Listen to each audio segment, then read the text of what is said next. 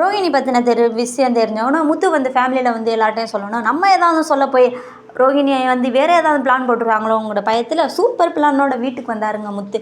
எல்லாரும் வந்து முத்து எப்போ வருவாருன்னு வெயிட் பண்ணிகிட்டு இருக்காங்க. ஏன்னா எல்லாருக்கும் ஃபோன் அடித்து வீட்டுக்கு வந்துருங்க அப்படிங்கிற மாதிரி சொல்லிட்டு தானங்க நம்ம முத்து வந்திருக்காரு. அப்போ எல்லோரும் வெயிட் பண்ணிக்கிட்டு இருக்காங்க. அந்த டைம் பார்த்திங்கன்னா மனோஜ் வந்து அவங்க அம்மா கிட்ட, அம்மா நான் முக்கியமான விஷயம் சொல்லணுமா அப்படிங்க. என்னடா எல்லாரும் அவன் முக்கியமான விஷயம் சொல்லணும் வர சொல்லிக்கா, நீ வேறு என்னடா விஷயம் முத்துக்கிட்ட பேசுமா, இந்த மாதிரி 25 லட்ச ரூபா தராங்களாம், கிறிஸ்துக்கு தத்து கொடுத்துரும் அப்படிங்கிற மாதிரி சொல்லல. உடனே முத்து வீட்டுக்கு வராருங்க. எதுக்கடா எல்லாத்தையும் வர சொன்னால், என்னடா முக்கியமான விஷயம் அப்படின்னு சொல்லி ஃபேமிலியில் எல்லாரும் கேட்கல. மனோஜ் வந்து முத்து பின்னாடியே போகிறாருங்க. ஏன்னா முத்து வந்து வீடு ஃபுல்லாக கதவை ஃபுல்லாக அடைச்சிக்கிட்டு இருக்காரு. ஏன்னா வெளியில் நம்ம விஷயம் யாருக்கும் தெரிஞ்சிடக்கூடாது, நம்ம ஃபேமிலி அசிங்கமாயிருவேன் அப்படிங்கிறதுக்காக கதப்பெல்லாம். அந்த டைம் மனோஜ் பின்னாடியே போயிட்டு பெருசாக தத்து கொடுத்தா 25 லட்ச ரூபா தரா, என் கடனை அடைஞ்சிரும் அப்படிங்கிற மாதிரி வந்து சொல்லிக்கிட்டு இருக்காரு.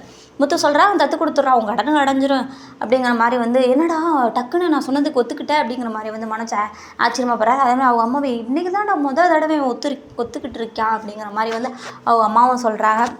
ஒரு முக்கியமான விஷயம் சொல்லணும் அப்படிங்கிறதுக்காக முத்து பேச கிறிஸ் பற்றி தான். கிறிஸ் வந்து அவங்க அப்பா இறந்து போயிட்டார் ஆக்சிடென்ட்டில், ஆனால் அவங்க அம்மா உயிரோடு தாங்க இருக்காங்க அப்படிங்கிற மாதிரி எல்லா உண்மையும் சொல்கிறாரு.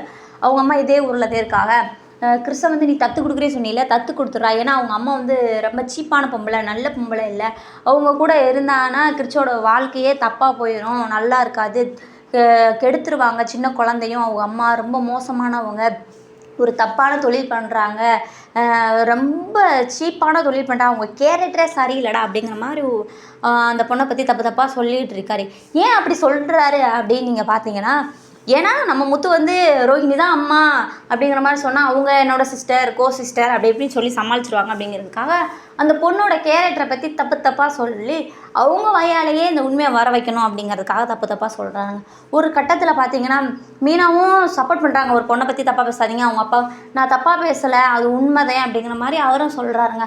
சொன்னா ஒரு கட்டத்தில் ரோஹிணிக்கு சரியான கோவம் வந்து, நிறுத்துங்க முத்து, என்ன பேசிக்கிட்டு இருங்க, ஒரு பொண்ணை பற்றி இப்படி அபாவண்டமாக பழி போட்டுட்ருக்கீங்களா அப்படிங்கிற மாதிரிலாம் கேட்டு, நான் தான் கிறிஸ்தோட அம்மான்னு சொல்லிட்டு ஒரு கட்டத்தில் அவங்க வாயிலே அவங்க ஒத்துக்கிறாங்கங்க. ஃபேமிலி மொத்தமும் சாக்கு, ஒரே பார்வை ரோஹிணி மேலேயும் முத்து மேலேயும் தாங்க இருக்குது. நம்மளே ஒரு அரை மணி நேரமாக பார்க்குறோம், பேசுவாங்கன்னு அவங்க பார்த்த மணிக்குதே இருக்காங்க, நம்மளும் பார்த்த மணிக்கு தாங்க இருக்கோம். அந்த மாதிரி தாங்க போய்கிட்டு இருந்துச்சு. நான் தான் கிறிஸ்தோட அம்மா, எனக்கு கல்யாணம் ஆயிடுச்சு, ஒரு ஆக்சிடென்ட்னு சொல்லிட்டு அவங்களும் உண்மையை சொல்ல குடும்பமே சேர்ந்து நம்ம மனோஜை பார்த்தா பாவமாக இருக்குங்க. அந்த மாதிரி ஒரு ரியாக்ஷன் கொடுத்துட்ருக்காரு, கண்ணெல்லாம் கலங்கி போய் நிற்கிறாருங்க. உடனே முத்து சொல்கிறாரு, நான் வந்து இவங்க வாயாலேயே அந்த கிறிஸ்து தான் என் பையன் ஒத்துக்கிற வைக்கிறதுக்காக தான்ப்பா ஒரு பொண்ணை பற்றி நான் தப்பாக சொல்லிட்டேன், மன்னிச்சிருங்க அப்படின்னு சொல்லிட்டு அவங்க அப்பா கிட்ட மன்னிப்பு கேட்டுறாரு முத்து.